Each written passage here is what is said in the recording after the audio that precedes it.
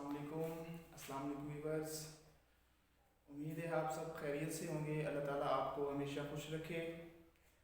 आज की हमारी ये वीडियो आपके लिए बहुत ही मुफीद और साबित होगी, हेल्पफुल साबित होगी, क्योंकि आज हम बात करेंगे, आज मैं आपको बताऊंगा एंट्री टेस्ट के हवाले से किसी भी जो कैडेट कॉलेज है उसका जो एंट्री टेस्ट होता है, उसका जो पेपर पैटर्न होता है, ख़ास तौर पर जो उर्दू का पेपर पैटर्न होता है, उसके बारे में मैं आज आपको बताऊंगा। उम्मीद है आप इस वीडियो को देखने के बाद काफ़ी आपको फ़ायदा पहुंचेगा इस वीडियो का। तो सबसे पहले हम देखते हैं कि जो पेपर पैटर्न है उर्दू का, उसमें वो कौन कौन से सवाल अमूमन और आम तौर पर वो पूछे जा सकते हैं।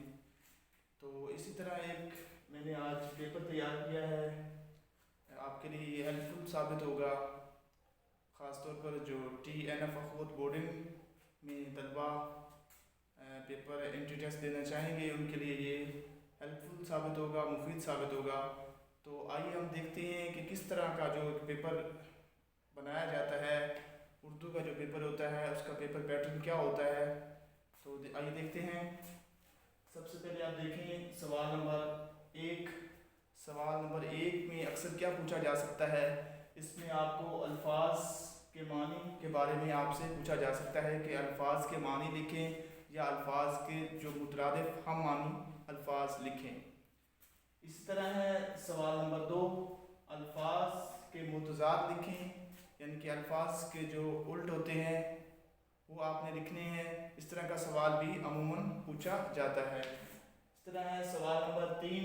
सवाल नंबर 3 में अगर मैं बात करूं तो मुज़क्कर के मुअन्नस और मुअन्नस के मुज़क्कर लिखें। तो इसमें आपसे ये पूछा जा सकता है कि आप अल्फाज दिए जाएंगे, उनमें से आपने बताना है कि मुज़क्कर कौन से हैं और मुअन्नस अल्फाज कौन से हैं।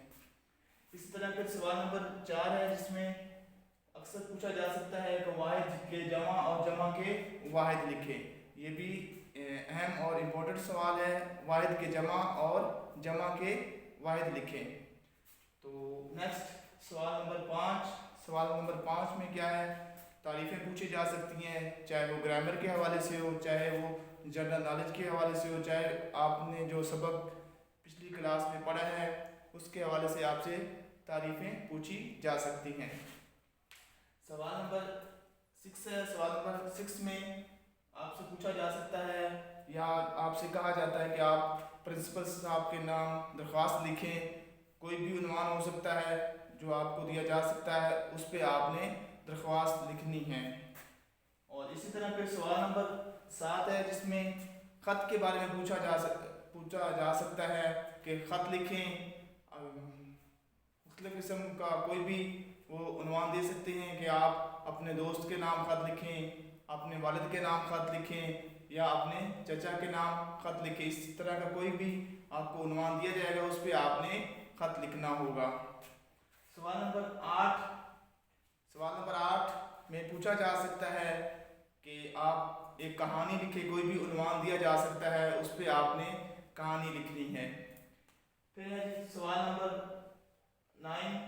सवाल नंबर 9 में पूछा जा सकता है कि कोई भी मज़मून, किसी भी उन्वान पर मज़मून आपने लिखना है। आपको 1 या 2 मज़मून दिए जाते हैं, उसमें से आपने किसी एक उन्वान पर आपने मज़मून तहरीर करना होता है, मज़मून को लिखना होता है।